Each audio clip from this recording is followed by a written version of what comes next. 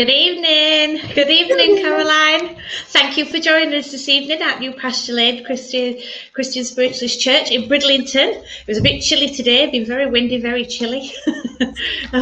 Thank you for joining us. Good evening, Jan, and good evening, Nicola. I can see you there, and others. If you pop your names in the comments, we'll both say hi to you, won't we, Caroline?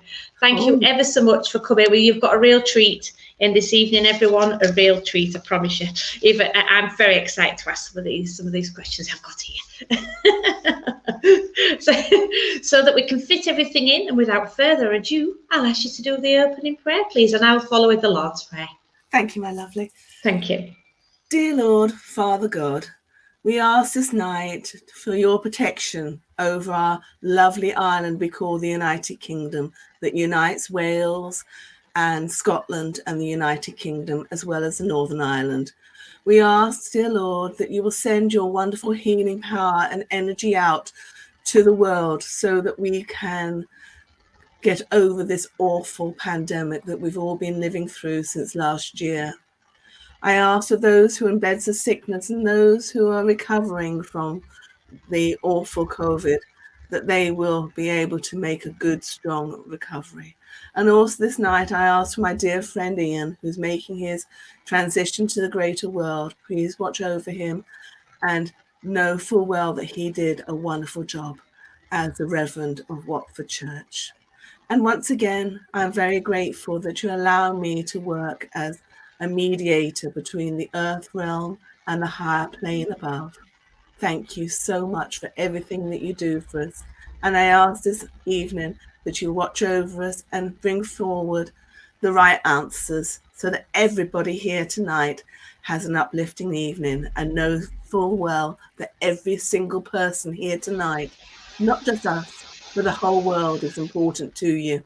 And that together, if we unite, that we can be stronger. We don't need to have weapons of war to be strong. Our strongness within our spirit form is what is needed.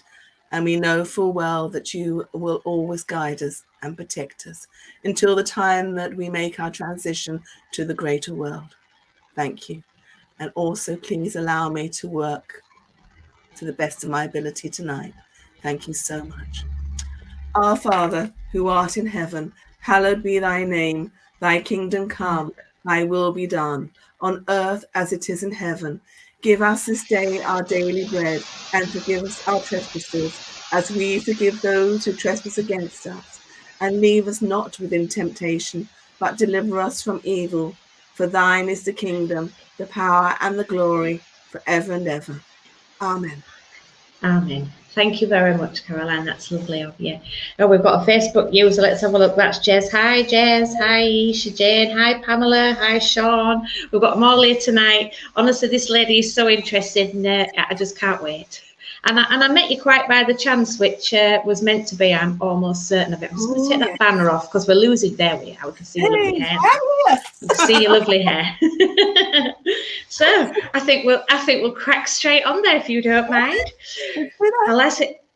What is your earliest memory of having a spiritual gift? Well, when I was 6 years of age, I was a very sickly little girl. My father had just come back from a film in Africa, and unbeknown to the family, he had suffered malaria. And we don't know to this day whether Dad brought something back with him. Anyway, I collapsed this particular night and fell down onto the living room floor. Now, obviously, my parents were very, very concerned about me, and they rushed me off to Barnet General Hospital.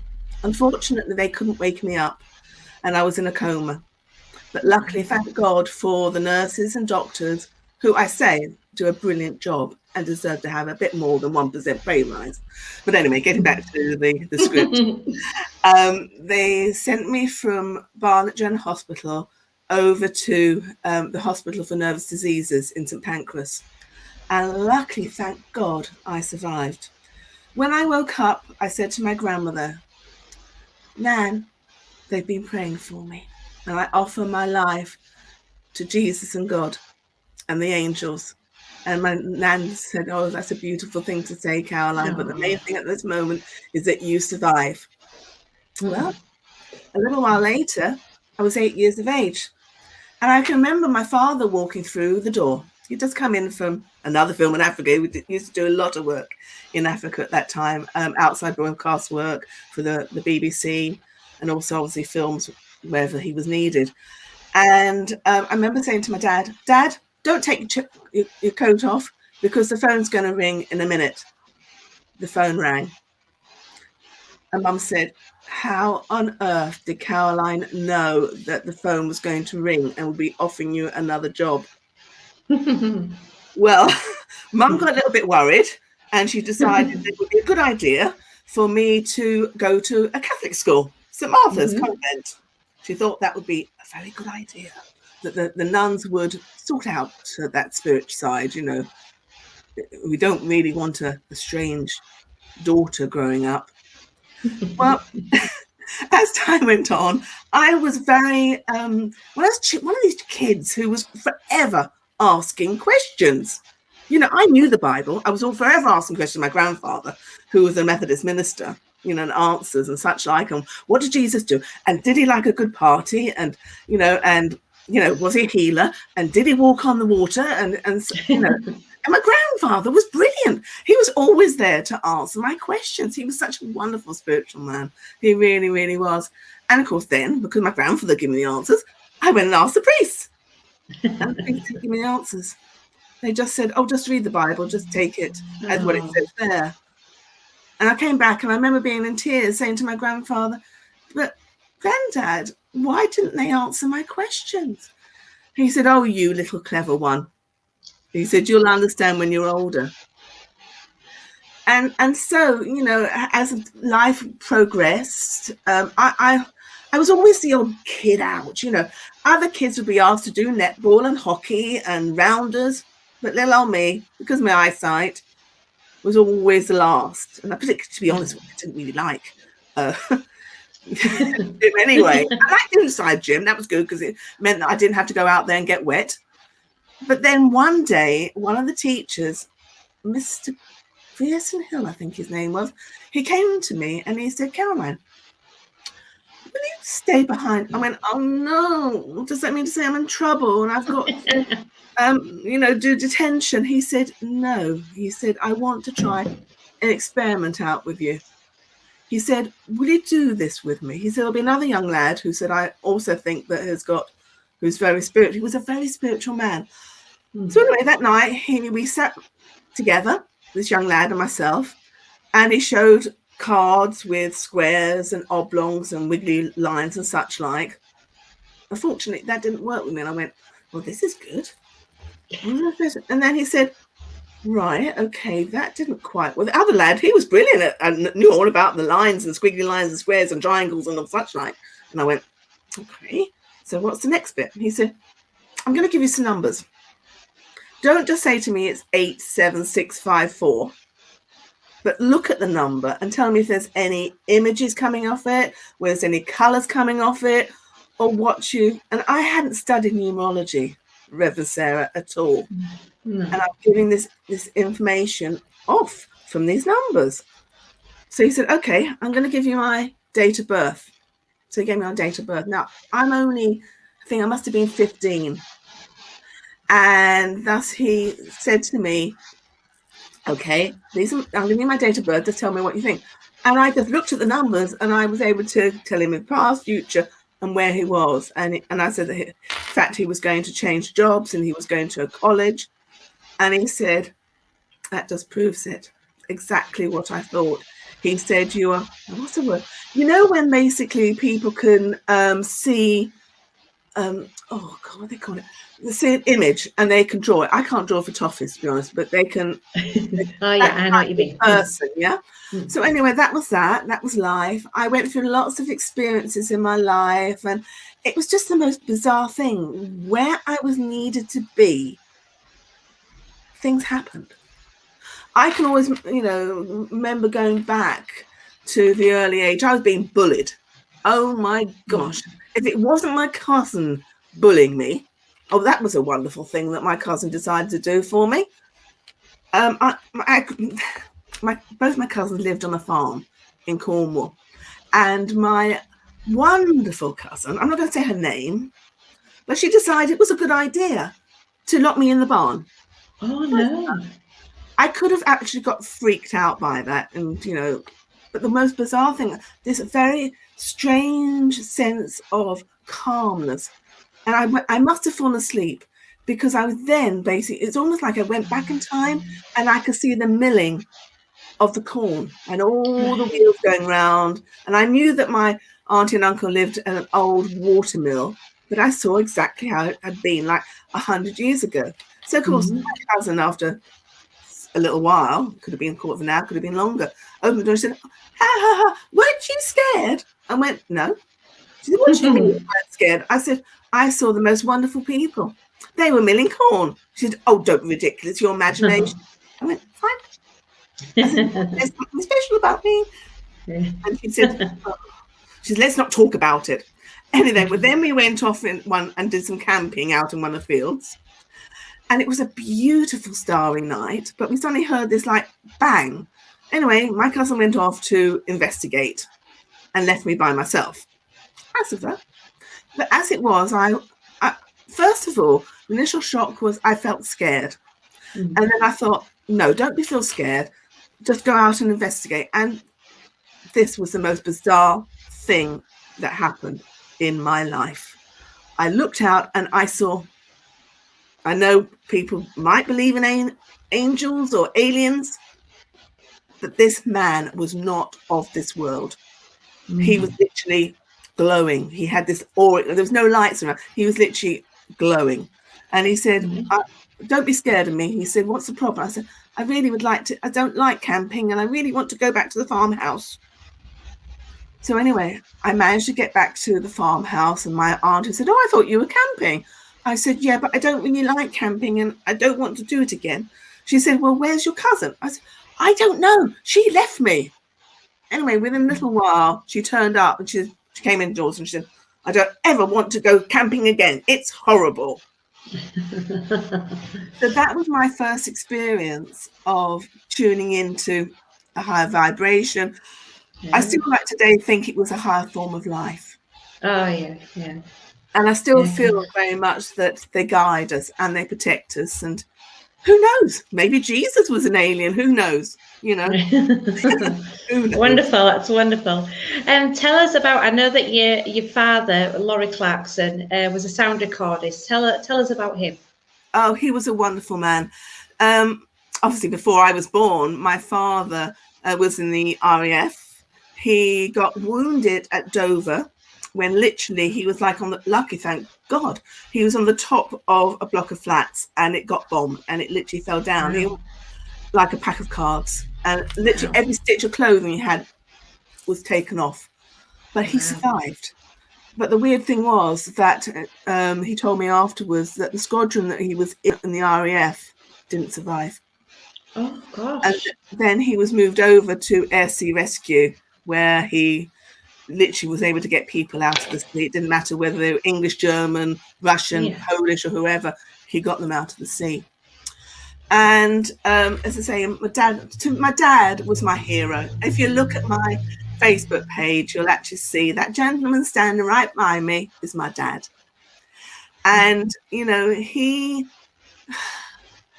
went all around the world and he just was the most amazing man I think I had ever met in my whole life, right until the last moments of his life, and even at 72 years of age, he went to India, traveling all around Bangalore, or Jaipur, all around India, working on a TV series called The Secrets of the Darkest Jungle.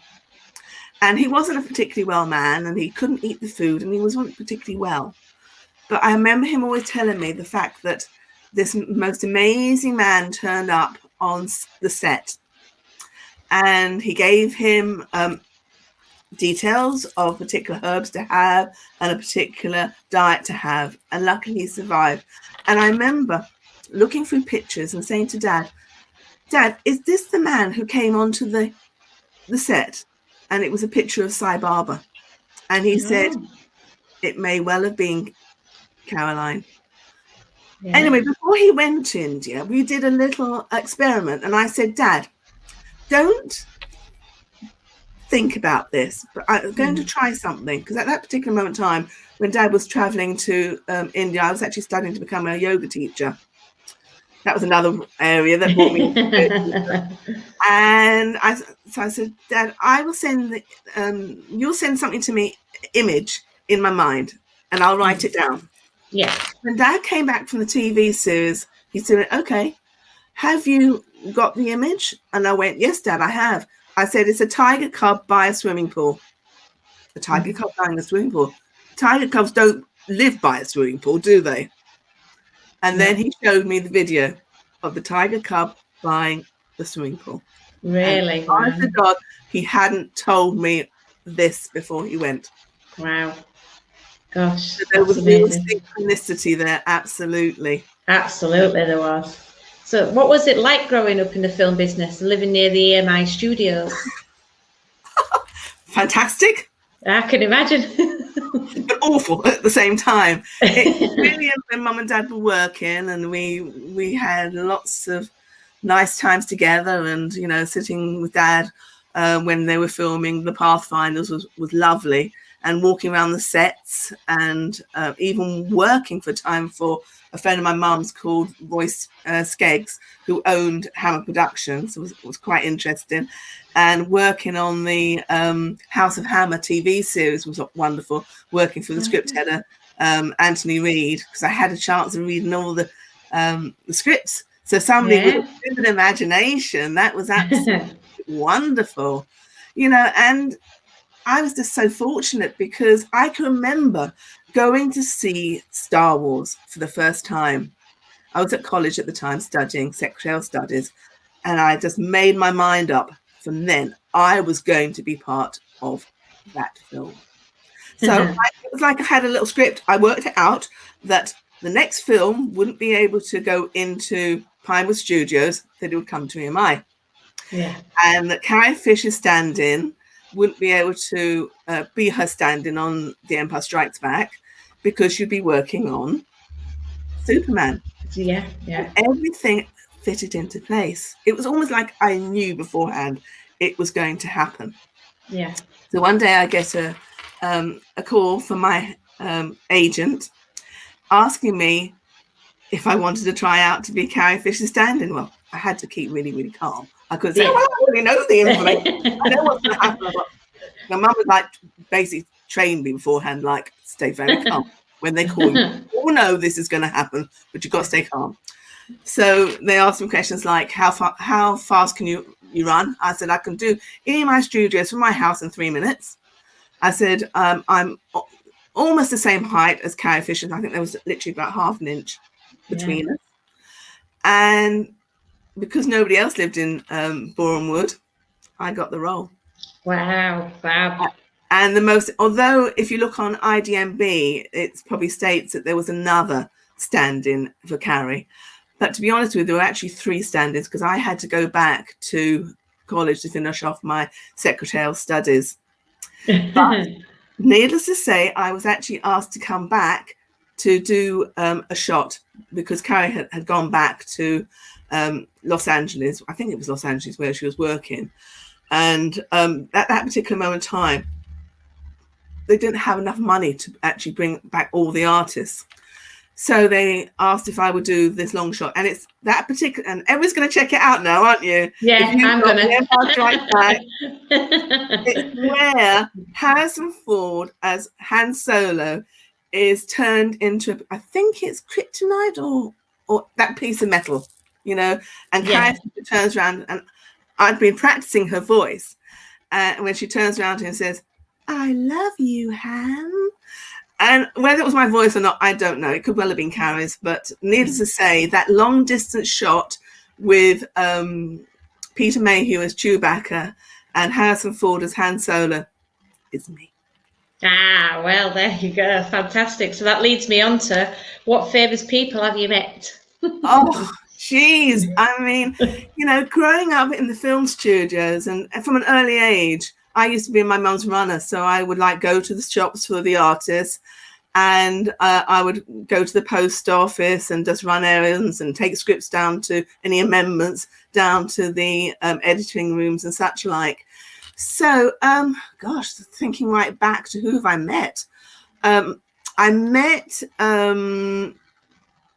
gosh, so many people, so many. I saw a photograph with you with Suggs out of Madness. Oh, yeah. Now, that's quite an amazing thing, really, because obviously from 16-year age, and I lived in Boreham Wood at the time, I used to go on the night bus into Camden to see Madness. And, you know, I'm like their sort of little follower, such like. But little did I know. I was. But he's married a lovely lady, you know. Hello, Suggs, if you're listening. Wonderful man. He's done so much good work for pancreatic cancer, which is fantastic. Yeah. And the amazing thing about having the name Clarkson, we're not actually Scottish, although the name Clark was a sept for the Macpherson clan, which is Suggs Macpherson. Ah, of course. Yes. I'm just thinking that this was so many people that I met over the years. But Mum always said to me, just keep really cool, calm, and collected. But one of my fondest memories as a young girl, I was so keen on David Bowie, and I was working at the studios when David Bowie was working on Labyrinth, and I remember him behind, and I was so disappointed when he suddenly went into a stage door and nobody was allowed, because obviously this the sci-fi and special effects that were going on, nobody was allowed on that set who weren't part of the film. And I remember going back and crying my eyes out and thinking, I got so close to David Bowie and then he disappeared.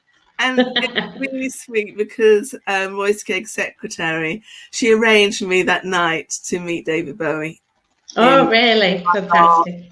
So I had the chance of actually meeting my idol, as he was a wonderful man.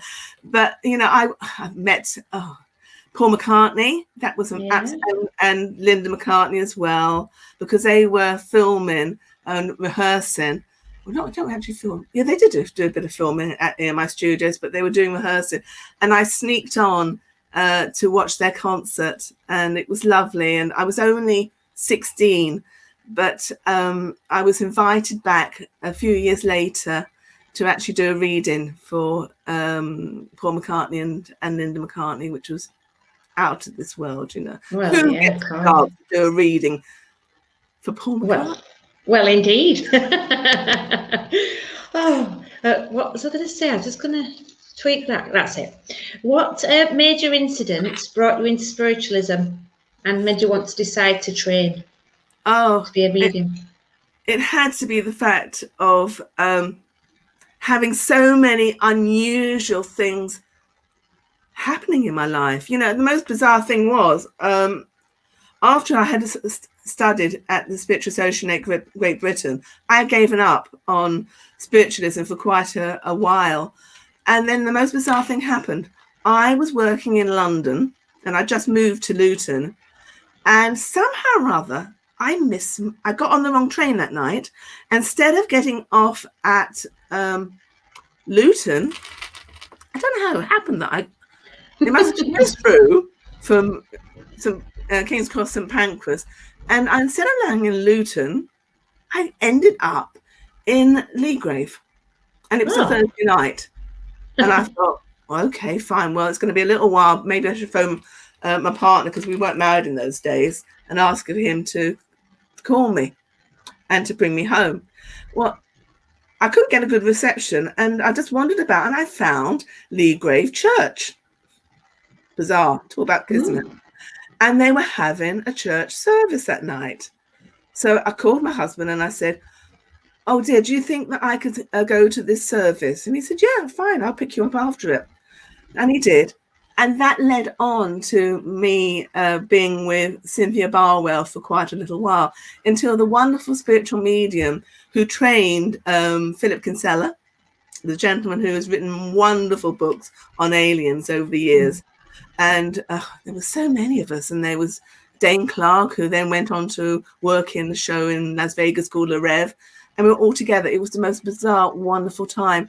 Anyway, Margaret Fox turned up, and after the evening's church service, I gave her a message about her sister Marguerite, who hadn't lived for very long, and about her auntie had sung Burnt and Bertie on the stage, which was correct. And she said, "Oh, thank you, my dear. Are you a spiritual medium?" I went, "Nope." She said, "Right." She said, "I need to train you." She said, "Will you come along and start training at my church?" So I did. And then I remember being at a psychic supper, and the president of St. Albans Church gave me a reading. He said, "My dear," he said, "you're ready now to take your first spiritual service." I was frightened. I was really, really frightened. Not surprised. And then the next week was Ron Jordan, who, God bless his soul, who used to be the president of Acton Church, who was actually in the same group as myself in Spiritual Association Great Britain all those years ago, turned up, and he invited me to Acton Spiritual Church. Well, I got lost. My husband took me over there. We got lost. I don't know what happened, and I arrived halfway through the evening. Well, as it was, I think I just ended up doing the closing prayer, and I turned around to my husband and said, "Well, that's it. Blowing it, hubby." Well, it wasn't my hubby, but no, I called him living together. I said, "Blowing it now." I said, "I don't think they'll be asking me back." And then the next week, a lady who was the booking secretary of Bournemouth Spiritualist Church, who, if my friend Jill is here tonight, hi Jill, who used to be the president of St. Albans Church, invited me to take the service. And that night, everything went really, really well. And then I thought, "Oh, this is really good." I worked for a little while, and then luckily, ever so often, a church service would come through, and I was asked to do charity evenings for various churches, and for a long period of time, I was a healer at Rochester Square Spiritualist Church in London with David Chapman, another wonderful spiritual medium, and I was there, and we did a lot of charity work for cancer. And it was just tragic, the fact that his beautiful, lovely Maureen was taken to the greater world. So that's basically how I came into working spiritually. Yeah, that's wonderful. And am I right in believing your grandfather was a Methodist minister? Oh, yes, he was. And I'm very proud of my granddad, absolutely. And as I say, he trained with the and that was basically when Methodism, is that correct pronunciation, was just starting off. So he trained with John Wesley. Forgive me if I got it wrong. Yeah, and then he became a missionary out in the Windward Islands. And the most beautiful thing was the first time that my husband and I went to Barbados. I love Barbados. It's the most beautiful place. You know, it's like walking on talcum powder, the sand is. Oh, is it? Are beautiful. They love, the Barbadian people are absolutely wonderful. I love them. Oh, they sing, they dance, they laugh, they joke. And even if you're not quite to their way of thinking, they're interested in what you have to say. And, you know, it's a beautiful place. Anyway, getting back to Granddad. So Granddad was a reverend, bring forward, you know, the teachings of Jesus and the church. And then eventually he got his position in the Windward Islands. But where he's actually started from was Barbados. And whilst we were there, my husband and I decided that we would do a little bit of research and see if we could find any information or anybody who knew my granddad. And would you believe there was an older gentleman there who my grandfather had baptized. Wow. And this gentleman turned around to me and he said, "I can die a happy man now that I've met John's daughter." And he said, "And so what do you do?" I said, "Oh, I also work for the ministry. I didn't actually say that was a spiritualist because that might not quite go down too well. No. But you've got to be very careful, But I would say all doors lead to the same place. They're all big part of a big family. We really, really are. And it doesn't matter whether people are Wiccan, pagan, Druids, Hindu, Muslim, all different. Judaism is probably another one. We're all part of different avenues of, as long as we believe in the greater good of mankind, that's what it's all about. Yeah, all about love, isn't it? All about love. It's all about love, definitely. And we don't need weapons to basically show that we're better than anybody. Love will always rule supreme in life. Yeah, absolutely it will. I know before we came online there, Caroline, and please forgive me if you don't want to talk about this, we were talking about your father and how he passed, and you told me a wonderful story. Would you be willing to share that with everyone, or is that just a bit too personal? Yeah, no probs. At the time, I was actually studying in Chancery Lane to get a legal diploma. And I remember talking to my dad and saying, Dad, I really want to do this course. Will you give me your blessing? And my godfather, who was like a second dad to me, he'd passed a few years earlier. And anyway, that particular day, I was due to go to college. And do you know what? I wish I had gone by my instinct. I couldn't find my house keys. Oh, no. I was with my future husband, Simon. And I said, oh, Simon, I just can't find my house keys. He says, oh, well, don't worry. And he found them for me. And he said, are you sure you should go to college today? And I went, yeah, I think I really need to go. But the sad thing was that particular evening, it was most bizarre. My phone had gone down. I was serving Rochester Square Church. And when I got home, it was almost like my dad had popped out the back door. Oh. So I got the chance to say goodbye to him. This was another weird thing. Because Dad was well known and obviously lots of people wanted to say goodbye to him, he actually wasn't in the funeral parlour. He was really? Yeah, this is my bizarre thing. He was in a different area in North London, in Finchley. Yeah. Oh. Basically where they actually, is it embalming? When they actually, do what they got to do to the body before it goes to the chapel of rest. Yeah. So I managed to track, and there's no other lie. I don't know how I managed to track down to where my dad was. But I actually was able to say goodbye. And the most bizarre thing was, I saw him in the first place in Finchley, and it's almost like he still had a glow over him. It was almost like he was just waiting to say goodbye. Oh. And then when I saw him in the chapel of rest at the co-op funeral parlour, that wasn't my dad. No. It was like at a waxwork. I can agree with that one. It's like a shell, isn't it? Looks like them, but it's not them. They're not there. Yeah. So how the heck I managed to find my dad and know where he was another matter. It's almost like God led me there. Absolutely. And then you was telling me about a boat, wasn't you? Related to your dad. Yeah, related to your dad's funeral. Oh gosh, yes. That was the most amazing. That was the bit I was hoping you'd get to.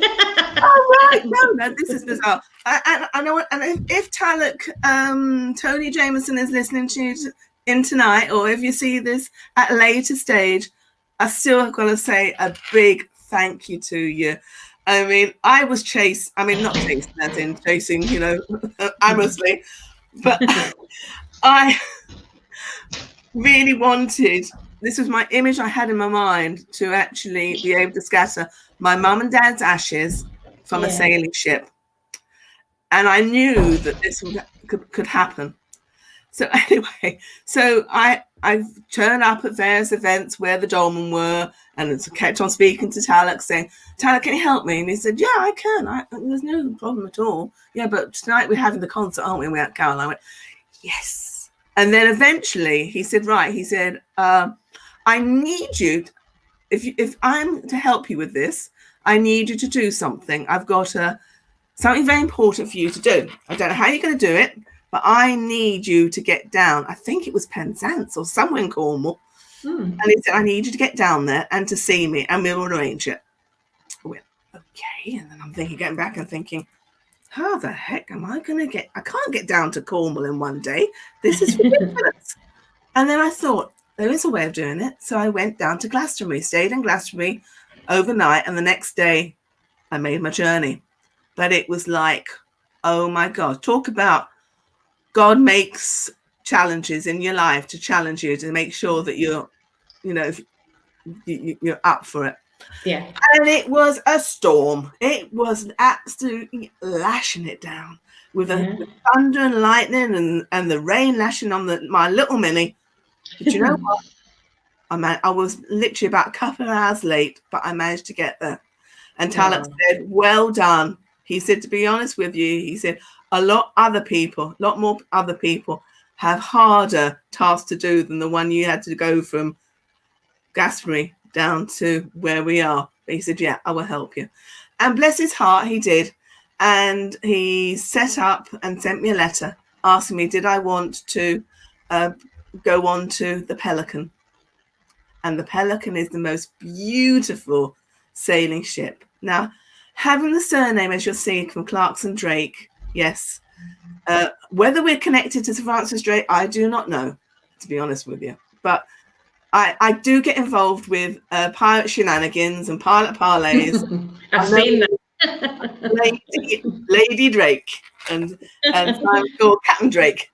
But anyway, so I did actually get to go on to the Pelican. And as I say, once again, it was all different types of weather. A storm brew. There was hailstones. There was thunder and lightning once again. And then suddenly, once we got towards Portland Sound, suddenly there was a miracle of quiet, of calmness on the sea. And the captain, God bless his soul, he's still with us, thank God. I hope he is anyway. Hi, if you're here with us tonight, or you see this later stage. He dropped anchor, and I was able to scatter my mum and dad's ashes. Wow. And to say a few words about them, which was absolutely lovely. Yeah, that is lovely. Did you say it was a replica of Captain Drake's boat? Yes, a replica of the ship. And this is a lovely ship that goes out taking handicapped people and takes school kids across the channel. And yeah, it's a wonderful experience for those of you who were thinking that later on, once we come out of pandemic and, the school trips and such like, it's well worth going on the Pelican. It's such a beautiful, beautiful ship. And quite often it's actually docked in Weymouth Harbour. Oh, right. Gosh, and once in a while we have a pirate parlay, kids. So if you want to dress up as a pirate, if you want to be a pirate, you can be a pirate. I think the next one, God willing, it's going to happen, will probably be the 3rd of July. I think it's going to be in 2 areas. I don't know how they're going to work this one out, but it will come about. And maybe later on in the year, when things are a bit better, they'll organise a pirate parlay, and that would be quite amazing, because it's been quite a long time since us folks have all met up together. Before suddenly 1 minute the Dolma were doing concerts, and the next minute it was shut down. I think the last concert I actually saw, and sorry folks, I'm going to say it, is a different band, and that was Midure. Actually, Midure isn't a band. Midure is the singer. I saw Midure in Northampton, which was a lovely evening. And again, with Midure, he is the most amazing man. I should have mentioned him earlier. He'd probably say, "Oh no, I'm just me." Wonderful Christian man, he really is.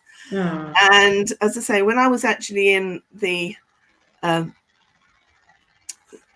working as an actress, I actually worked on a film called Quadrophenia, and I got to dance with Sting of the Sting, and I got to meet Roger Daltrey and lots of lovely people, and Toya Wilcox. Anyway, afterwards, my mum, bless her, I was kept on going on and on and on about people. This was before that the crisis in Ethiopia happened, you know, the famine in Ethiopia in 1995. We had filmed Quadrophenia in 78, and I got to go to the premiere in 79, and I kept going on my mum about this flipping business and such like. And I tell you, I don't know whether she thought I was just having her on, but I wouldn't give up on it. Anyway, as fate was, another strange thing happened.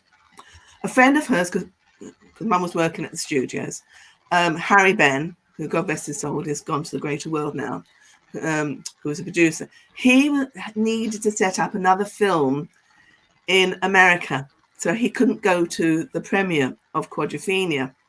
So he turned around to my mum and said, well, do you think your daughter would like to go to the premiere? Oh. Imagine how excited I was. Did you keep calm, Caroline? Keep calm. It was a case of keeping calm, especially when I saw the likes of, you know, all these wonderful people, you know, Bob Geldof, Phil Lynott, Roger Daltrey, and all the other people. And I just knew this was my opportunity to get my message across. And I'm not bragging. I was just a messenger. You know, Midge and Bob did all the hard graft and the hard work, and they got those bands together. And I literally thought, Reverend Sarah, that this wasn't going to happen. I thought, this has just got to be in my imagination again. Then 1985 hit, as you remember, the famine in Ethiopia. And my father said, for goodness sake, Caroline, you've got to stay quiet. We don't want the media being involved and people camping outside the house, you know. So I kept very quiet. In fact, I went into the shadows. I didn't say. I raised it some money for the famine appeal, but I went into the shadows, and the main reason I went in the shadows was because my father's reputation, you know, because not everybody agrees about seers and people who are visionaries and healers and people like that. So I did. But do you know something I'll say is, in many ways, I'm very, very pleased that I have been able to work from the shadows over the years. And when I'm needed, I swear to God that I'm placed where I'm meant to be. You know, I mean, I've done so many readings over the years, but you know what? Majority of these readings have been for no money whatsoever. You know, as I said before, I go to where I'm needed. You know, if a member of the royal family were to need me, you know, and I'm not getting involved at all, and I'm not saying any names, but if somebody would need to talk to me, I would be there for them. I would give them an unbiased opinion, you know, and that's of my way, because I work in the shadows. I'm not there for any big I am or gratification at all. No. I have been fortunate to meet some wonderful people, including my friend Bill Blair. Hi, Bill. Bill's my actor friend out in Burbank. And it wasn't many years ago. This is quite a few years ago. It was after Mum passed away, because I had some of my mum and dad's ashes, and it was like you could write a film about, you could call it Jean's Ashes, of all the things that my mum wanted to do regarding my mum and dad's ashes. And my mum said to me, she said, yes, what I'd really like, as your dad and I have been involved with the film industry over the years, scatter some our ashes near the sign in Hollywood. Because my mum and dad actually did go out to Hollywood when my dad was nominated for an Emmy Award for his sound for the Old Curiosity Shop.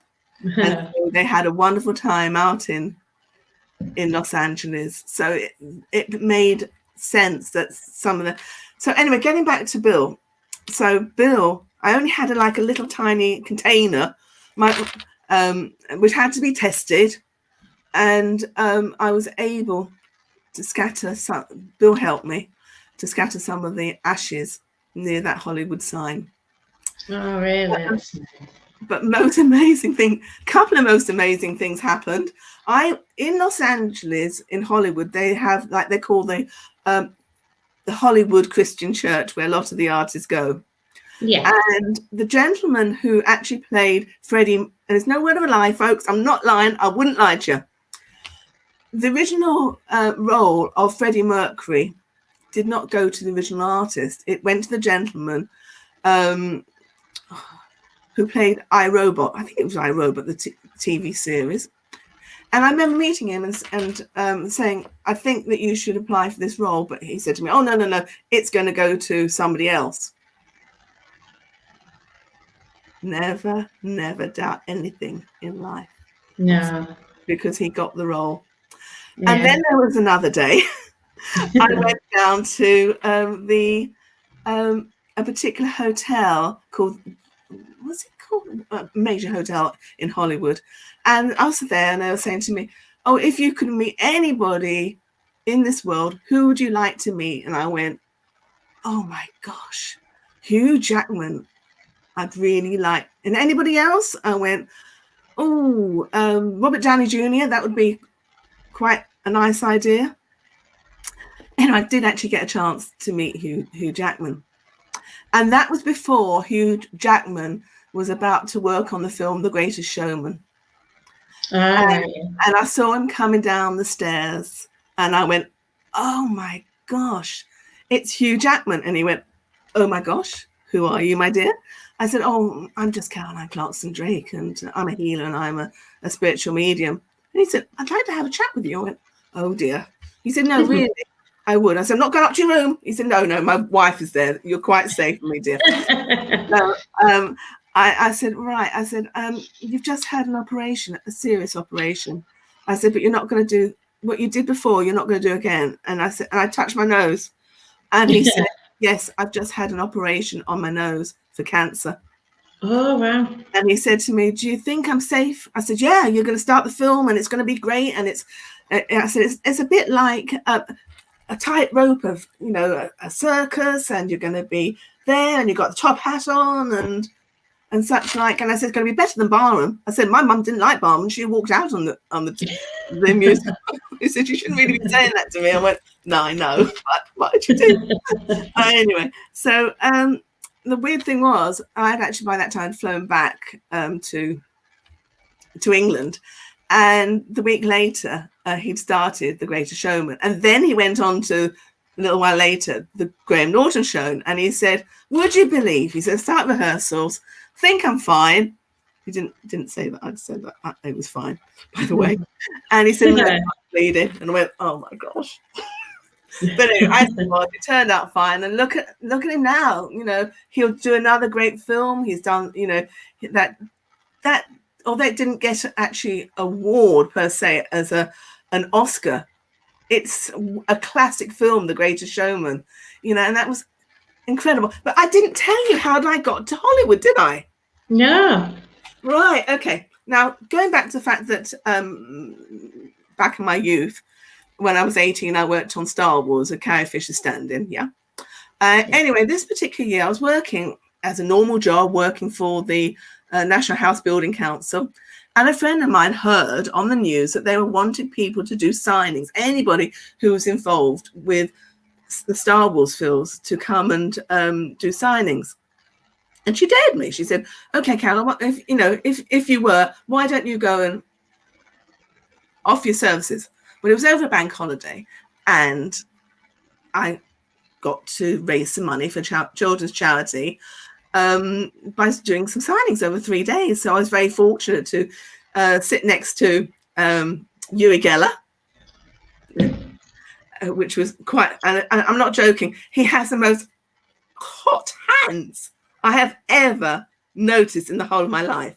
And he can bend the spoons. And he is a wonderful, wonderful, I don't know how to describe him really. He's just got an inner sixth sense. And he said to me tomorrow, he said, I won't be here, but you'll be sitting next to somebody else who's going to change your life. Oh, The next day, I was sitting next to this friend of mine, Bill Blair, yeah. who told me what the best things to do. He said, whatever you do, best thing is to try and grab toothbrushes, anything that's got Star Wars name on, buy it. And then you can sign it as Carrie Fisher standing. And he showed me how, because remember, I wasn't really a spiritual medium in those days. I was just starting off in those days. Yeah. And he showed me the ropes. Thank God he did. Bless his heart, you know. And I owe a lot to Bill. I mean, Bill's a wonderful man, and he came and stayed at our house. And he said, if you ever come to America, look me up. So we did. So my husband and I went out to America and went to Disneyland and places, and we looked him up. And it was wonderful. And dear Bill, when I got married, this is another wonderful story that you'll love hearing. When I was a little girl, I dreamt, after putting a piece of wedding cake, kids, young ladies, young boys, if you want to find out or dream who you're going to marry, put a piece of wedding cake under your pillow. It worked. Anyway, I dreamt that Elvis Presley was marrying me. So I said this to my mum and dad. I said, I'm not going to get married until Elvis Presley can marry me. She said, darling, he's dead. He died in the 1970s. He went, okay, fine. I said, well, then the man who I marry, we're definitely going to have an Elvis Presley marriage. And he said, my husband thought it was a big joke. He said, well, that's fine. I'll never have to get married to you. Well, I got married in 2006 in the Little Chapel of Flowers in Las Vegas, folks. Ah, there you go. And, you know, it was a place that Bon Jovi got married at. Anyway, Bill, bless his heart, because my father's health wasn't particularly good in 2006. He was having respiratory problems in those days. Bill stepped in and he put extra grey hair, streaks in his hair and such like, and he gave me away on my wedding day. So my dream of having an Elvis Presley marriage did come true. But my friends were wonderful because they found out who was the Elvis impersonator in Las Vegas, and who also owned the pink Cadillac that Elvis Presley gave to his mum. Elvis Presley impersonator. I don't know whether he still got the pink Cadillac, but he owned it. And so I was able to go to my wedding in a pink Cadillac. So there was your connection. Yeah. There was your connection, absolutely. Oh, yeah, that's amazing. What advice would you give any new mediums, Caroline? Number one, when you're starting off, believe in your messages that you're being given. Yeah. You're not going to be an overnight star. Yeah. Think how long it took me and all the trials and tribulations that I had to go through, but never give up. Because sometimes I think, you know, you don't choose to be a spiritual medium. Spirit chooses you, you know, and you will be tested. You know, you'll have lots of doubts that will go through your mind, you know, regarding spirit. And people try and put you off and saying, oh, you're talking to the devil. Oh, you know, you're believing in poltergeists and bad things and such like. No, because you always have your doorkeeper. Your doorkeeper has been there from the day that you were born. It's like your guardian angel, folks. Yeah. So, you know, don't go into this to be the best, better than anybody else. I'm not better than anybody else. Believe me, I have some fabulous friends, you know, Lisa and Graham, if you're listening tonight, hi, and Jill, and oh my gosh, so many wonderful people. Linda, there's too many to notice, but you know, it's not being better than anybody else. We're in this as light workers. We are in this to basically go forward and to help people. You know, there's a lot of people out there who are scared at this particular moment in time because of the pandemic.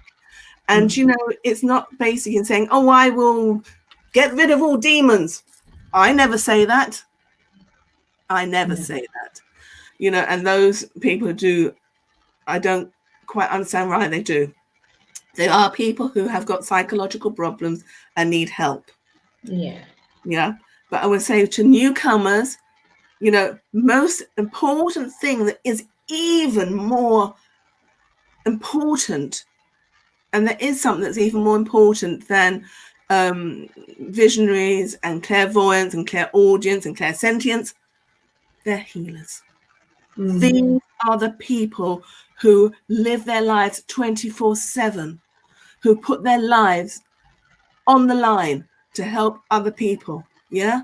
And for those of you who are training in to become doctors, nurses, physicians, anesthetists, or those of you who are studying biology or chemistry, well done, because you're needed.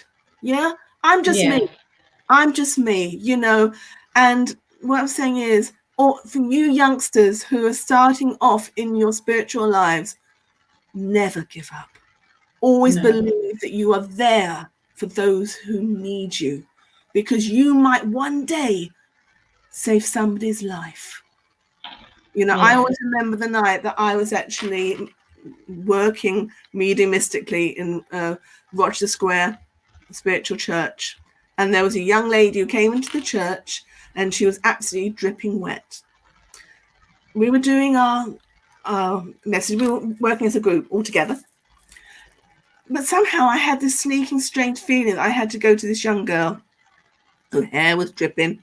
And, you know, and they gave her a towel. And I brought through her grandmother.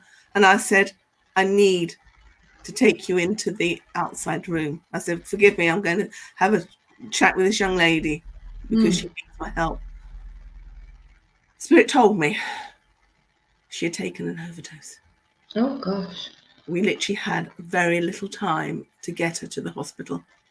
And thank God for my helpers and guides, because we got the truth. And we're able to get her to the Whittington Hospital, where they saved her life. And lucky. You know, I pray to God she's still alive and that her life has been changed. A little while later, this her boyfriend, who was a foreign gentleman, came up to me and said, I don't know what you did that night, and I don't believe in all this wookie clairvoyance spooky stuff, but I'm going to say thank you to you for being there for my lovely lady. The fact that you managed to save her life. We're married now, and I said, no, don't be grateful to me. I just happen to be the channel for God to work through. And this is what I'm saying to you, folks, is the fact that always be very careful what you say to other people.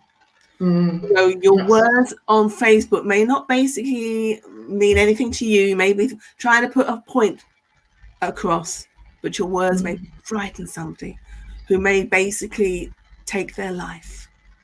And that isn't fair. You know, one thing I do love about the Wiccan people, they live by the threefold law, which is do as thy will be done by, but don't hurt anybody. Yeah. Which I think is really, really important. So I'm going to say to you folks who are training, well done. Well done that you're picking up that gauntlet and going forward with it, and that you will be given the guidance and you will be given the help in the future.